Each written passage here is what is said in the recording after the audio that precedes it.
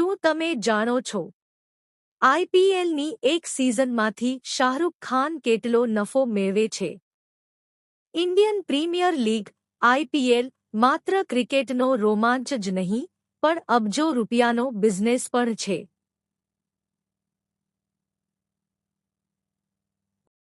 આ બિઝનેસના સૌથી સફળ ખેલાડી જો કોઈ હોય તો તે છે બોલિવૂડના બાદશાહ શાહરૂખ ખાન.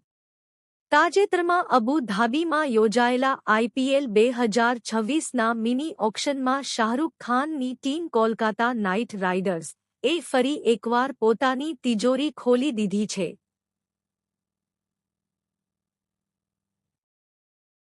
આ વખતે ઓક્શનમાં સૌથી મોટી બોલી લગાવીને બધાને ચોંકાવી દીધા છે.